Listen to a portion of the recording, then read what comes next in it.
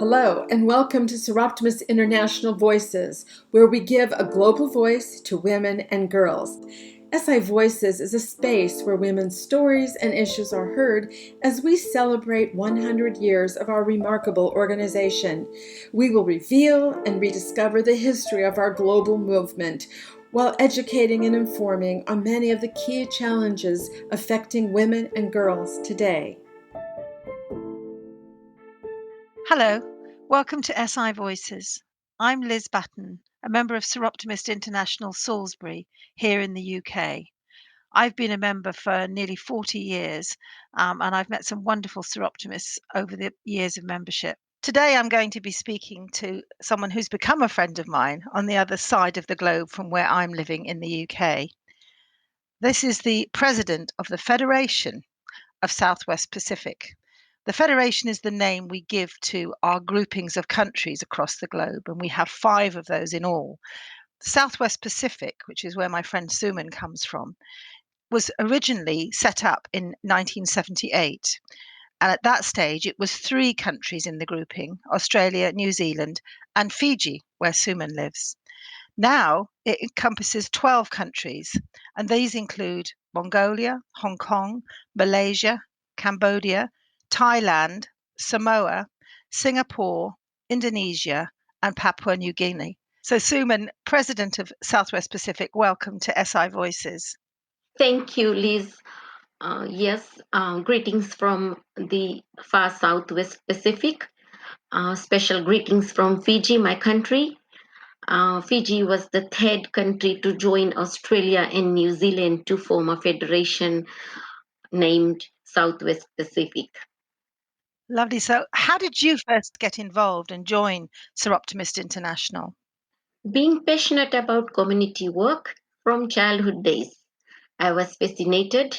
Soroptimist International, a global voice for women, when I first heard about this organization. My club, SI Singatoka, was rechartered after 10 years of closure in 1995, and I remain the only chartered member today. Enthusiasm, dedication, and commitment kept me close to SI, where the mission, vision, and values are appropriate for making a difference in the lives of women and girls. How wonderful to be a charter member of your own club. That is a lovely story. So tell us a little bit about where you live and what you do and what your background is. Um, 30 years as a bank officer, now an entrepreneur.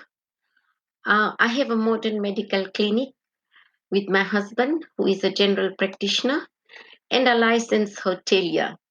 As a successful mother to a daughter, married with 2 daughters, who is also an entrepreneur and owns a modern private medical laboratory. I have a son, married with 1 son. I have a grandson as well, who is a land surveyor. That's my beautiful family living on the Fiji Islands. That's lovely. What a lovely family. And gosh, it sounds as though you're pretty busy, Suman.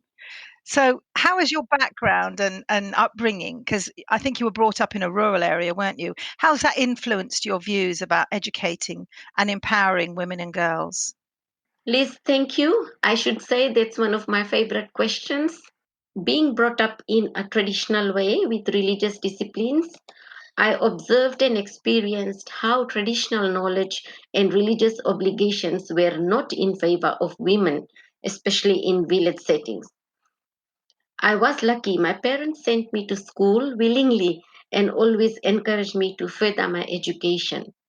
Slowly, my education and enthusiasm towards women empowerment, gender balance, and equality built up through education.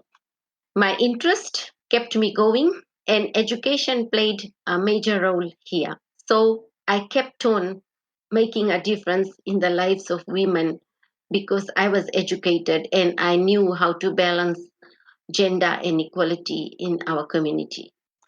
And you keep on doing it, Suman, in the projects you're involved with now, I know. So, do tell me then, what Soroptimist International project are you particularly proud to have been involved with?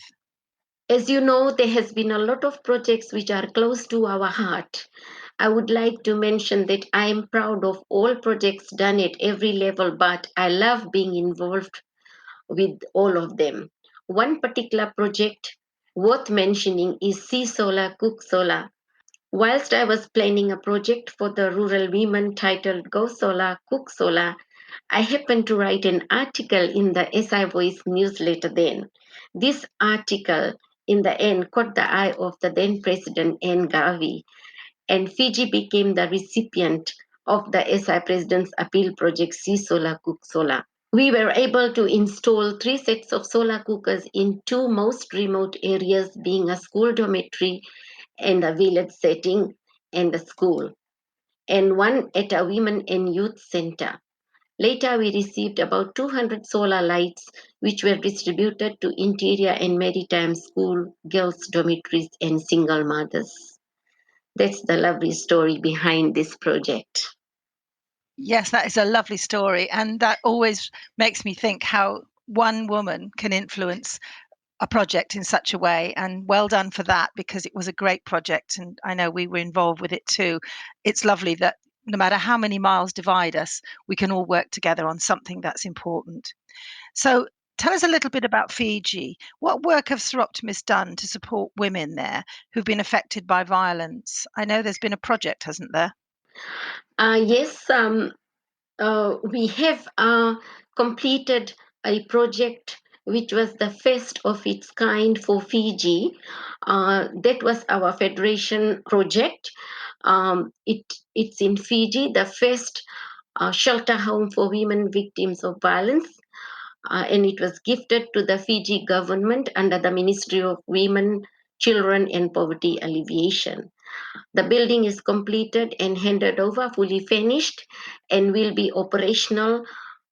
And that was a project to eradicate the rise in sexual violence in our country and violence against women cases we have. That sounds a great project. Amazing to think that's the first shelter that you've had there, as I know that violence against women is a huge issue in Fiji. So tell me then, wider across the Southwest Pacific, does Soroptimist in your part of the world have a bright future? Tell me what's going on. Oh, yes, that's another common question we are having, especially when we are celebrating our 100 years milestone. So, Soroptimist International of the Southwest Pacific would like to join you all to reinforce our mission and vision because we think there's still a need for our work and strengthen relationships with loyal supporters and partners across the globe because they are the one behind the scene financially and morally supporting us, and also build a brilliant future with the programs and services that continue to make a tangible impact into the lives of women and girls globally. Let SI be the global voice for women for another 100 years. Whilst I'm concluding, I would like to say that Soroptimist International has reached an incredible milestone. This is our celebration. No matter how we choose to celebrate, this anniversary is our great opportunity to highlight our achievements, raise further awareness of our mission, vision, and values. This is our opportunity to thank our supporters and reveal the exciting updates of our plans for the future as well. That's wonderful. Thank you, Suman. Well, it sounds to me as though Soroptimist in Southwest Pacific has a really bright future indeed. During these podcasts, I've been making a bucket list of places that I think I'd like to visit, and I think the Coral Coast has just joined that list. It sounds like a lovely part of the world. And thank you so much for talking to us today on SI Voices. It's been lovely to catch up with you, and we look forward to seeing each other all face to face before very long. Thank you. It's my pleasure. Thank you. And to everyone listening, do listen out for the next SI Voices. You've been listening to SI Voices, a podcast hosted by Soroptimist International. Follow us on social media for our latest news and updates at Soroptimist Global on Facebook and Instagram, and at SoroptaTweet on Twitter. You can also check out our website, soroptimistinternational.org. Please join us next time on SI Voices.